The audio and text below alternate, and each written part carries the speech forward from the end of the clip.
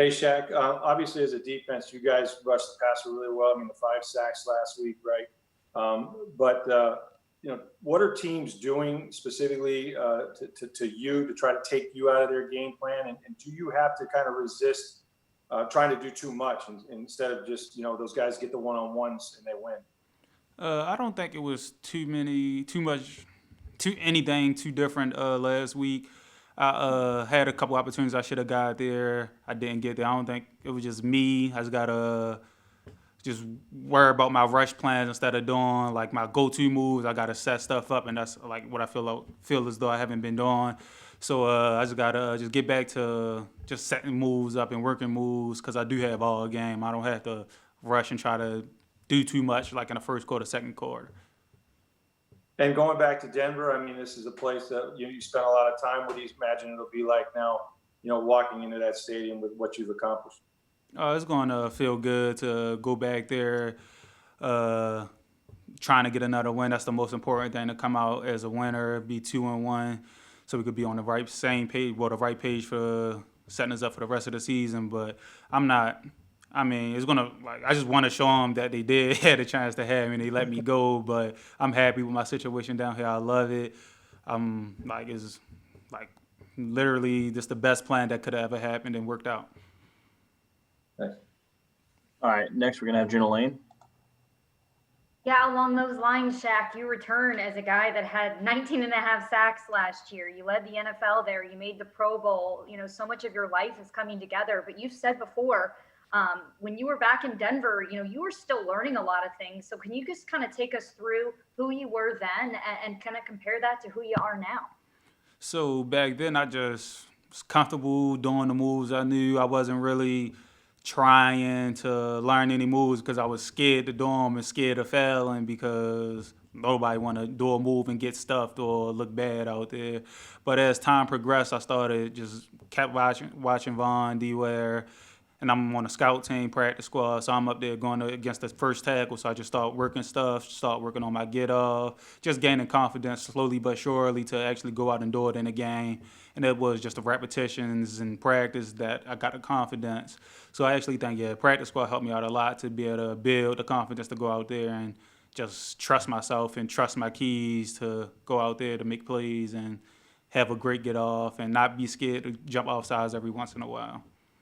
Getting past the idea of fear of failure, you don't hear about that a whole lot. How long did it kind of take you to get to that point where you weren't afraid of failure anymore? And like now, for instance, you talked about it just a couple weeks ago. Like you're working on new pass rush moves now, right? Like Yeah. so you're putting yourself out there a lot more. How long did it take you to get to that point? And really, what was it that got you to that point? Just seeing that the moves do work, watching film on a lot of the other outside linebackers, DNs, and seeing how they do it, trying to do my version of it. But you can't be a one trick pony out there, so you have to adapt, adjust, and try to figure out the best moves possible to work. And like I still got moves that I like would do, but I don't have as much faith in it, so I won't do it as much. So you still just got to keep working it in practice and just like repetition, so you could get comfortable with doing it and making it second nature. Because like I am working on stuff still, but I'm like still a little hesitant to put it out there right now. But I'm gonna have to do it because it do work if as long as I do it properly, do it the right way. Thank you so much. Hmm. Appreciate it. All right, next we're gonna have Greg Allman. Hey, Shaq. Well, with going back to Denver, I know the coaching staff there has changed. A lot of the personnel on the field has changed. Vaughn obviously is hurt and coming off surgery. I just want to ask you, I guess, who the individual players are you're most looking forward to seeing, maybe before the game, before it gets time for business. Like yeah, you said it's a lot of people who gone, but on defense probably Chubb, Shelby, Justin Simmons, pretty much whoever on the team that I was on the team with, we all pretty good buddies. So looking forward to saying what's up to all of them. But that's probably about it because it's a totally different team now. Shaq, going back a year and a half ago when you were going into free agency, it seemed like Denver wasn't even really in play for you just because they couldn't really give you the opportunity for a bigger role than what you knew you had there, right? Oh yeah, and it wasn't that I didn't even want to stay in Denver no more after like my last 2 years there. I felt as though like, yeah, it was a 0% chance to start. They wasn't even giving me the opportunity to compete to start. Like I just felt though it was time for that to be over. I learned as much as I could there. I did as much as I could there, and there was no more like on the rise there. I was stuck at my position that I was at. For you, I mean, given that, I mean, how much was last year everything that you could possibly want a first year in a new program and a new team to go? It was everything. Like I imagined double digit sacks, but I ain't imagined 19 and a half, leading the league in sacks. And it's just that like it goes to show that like you got the plans, but God has way bigger and better plans for you. So I just go trust God and look forward to going out there this week and getting his plans and my plans into motion.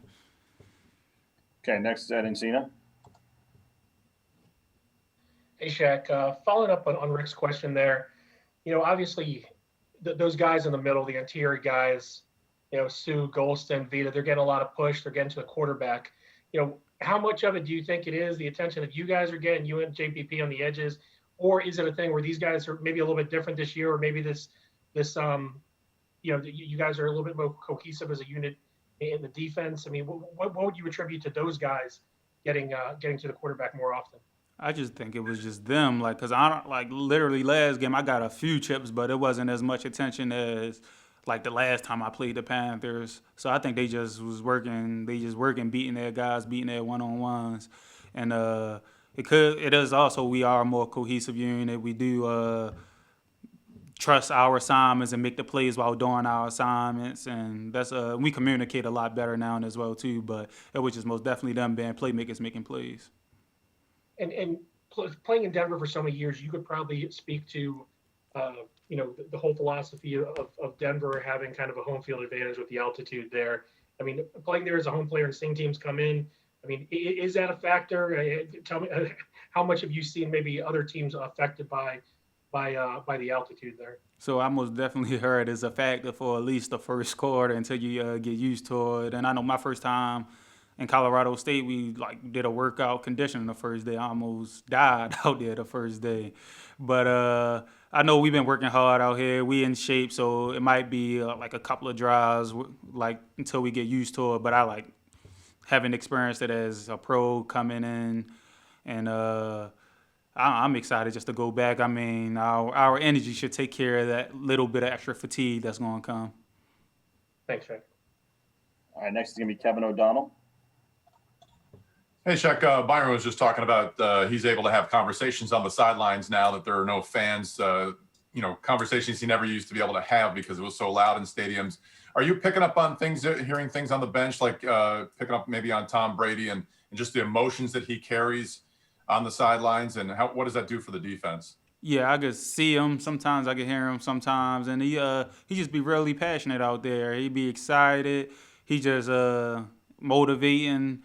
And I mean, it's good. It's like easy to feed off of that when you see you're one of your top guys as passionate as that, all that high energy and motivating other guys. And it's like we got to go out there and do whatever we can to get them the ball so they can keep whatever they got going or get something going if they ain't got nothing going. 2 weeks into the season, I know it's early, but what have you learned about your defense so far? I learned that we're really good at times, and there's times where we do laps for like the Carolina game. We took a lapse, fell off the second half of the game. So we can be potentially as good as the top defense in the league, but we got to keep our foot on the gas the whole entire game. We can't stop communicating. We can't lose leverage. We can't have them late mental errors and missed assignments. We got to be on our A game all game. All right, I have time for a few more. Next is going to be Scott Reynolds.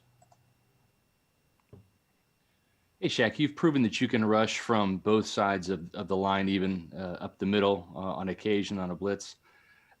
You got most of your sacks playing from the right side, going against left tackles last year. This year, you've played more on the left side. What's been the thinking behind Todd Bowles putting you on that side, and what's your comfortability in rushing primarily from the left side? Oh, it wasn't Coach Bowles at all. It was just me and JPP. I honestly do prefer the left side better, like the side that I'm on now, because that's like I think my wrong arm, my right arm is my strong arm, so it helps me with my power moves a little bit better. And JP prefers the side that he's on now, so it actually worked out perfectly. Just last year, me and Carl, like when me and Carl was in Carl, like the side that I'm on now, so I go to the other side. But I have no preference, like in the game. Besides, that's my strong arm. I could do pretty much all my same moves besides the long arm on both sides. But I like the side I'm on a lot better though. And you guys are going to be wearing the all pewter uniforms for the first time, I guess, on Sunday. What's your take on that uniform combination? Oh, it looks really good. I love them. I just need to make sure I got the right cleats to go with the cleats glove to match. Thanks, Shaq. All right, we're going to close out with a question from Arnie Stapleton. Hey, Shaq, it's good seeing you again. I know you don't have any regrets about leaving Denver, but I'm wondering, how do you look back on your time with the Broncos? You had some pretty big ups with the Super Bowl 50. How do you look back on it?